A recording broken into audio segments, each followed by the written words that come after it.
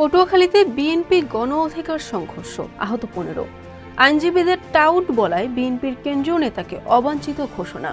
পটুয়াখালীতে জাটকায় সয়লাভ মৎস্যবন্দর, অভিযান সড়কে।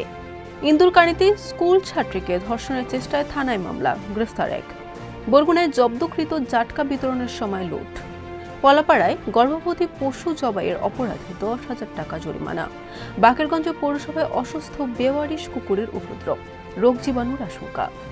বরিশালে বিসিক উদ্যোক্তা মেলা শুরু। আসসালামু আলাইকুম। বরিশাল.নিউজ থেকে রাত 9টার শীর্ষ সংবাদে আমি ফারহানা করিম তুলি।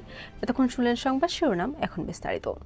পটুয়াখালীর গলাচিপায় বিএনপি ও গণ অধিকার পরিষদের নেতাকর্মীদের মধ্যে সংঘর্ষে অন্তত 15 জন আহত হয়েছেন। সংঘর্ষের জন্য দুই দলের নেতাকর্মীরা একে অপরকে দোষারোপ করছেন। একটি অনুষ্ঠানে আইনজীবীদের টাউট বাটপার মন্তব্য করে মেজবাহ উদ্দিন ফরহাদের দেওয়া বক্তব্যের ভিডিও সামাজিক যোগাযোগ মাধ্যমে ছড়িয়ে পড়ে। বিষয়টি নজরে এলে বৃহস্পতিবার বিকেলে বরিশাল প্রেস ক্লাবে জেলা আইনজীবী সমিতির সংবাদ সম্মেলনে ফরহাদকে অবাঞ্ছিত ঘোষণা করা হয়। দেশের দ্বিতীয় বৃহত্তম মৎস্যবন্দর পটুয়াখালীর আলিপুর মহিপুর জাটকা ইলিশের সয়লাভ বাজার। প্রতিদিন গড়ে $1.5 কোটি টাকার মাছ বিক্রি হয় এখানে। অথচ সরকার ঘোষিত 1 নভেম্বর থেকে 30 জুলাই পর্যন্ত জাটকা শিকারে 8 মাসের নিষেধাজ্ঞা জারি থাকলেও তা কেবল কাগজেই সীমাবদ্ধ।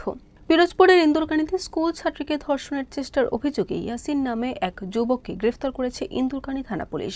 বৃহস্পতিবার সন্ধ্যার দিকে উপজেলা ফায়ার সার্ভিস সংলগ্ন এলাকা থেকে তাকে গ্রেফতার করা হয়। বরগুনার আমতলীতে জব্দকৃত জাটকা বিতরণের সময় লুটের ঘটনায় মামলা হয়েছে। আমতলী মৎস্য বিভাগের এক কর্মকর্তা বাদী হয়ে থানায় অভিযোগ দায়ের করেছেন। পটুয়াখালীর কলাপাড়ায় পশু জবাই ও গর্ভবতী পশু জবাইয়ের অপরাধে এক ব্যক্তিকে অর্থদণ্ড দেওয়া হয়েছে।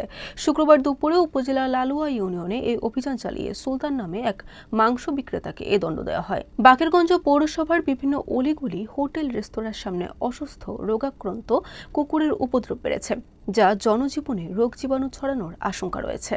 বরিশালে বাংলাদেশ ক্ষুদ্র ও কুটির শিল্প কর্পোরেশন আয়োজিত বিসিক উদ্যোক্তা মেলা 2025 বর্ণাঢ্য আয়োজনের মধ্য দিয়ে শুরু হয়েছে। 10 দিন ব্যাপী এ মেলা প্রতিদিন রাত 9টা পর্যন্ত চলবে।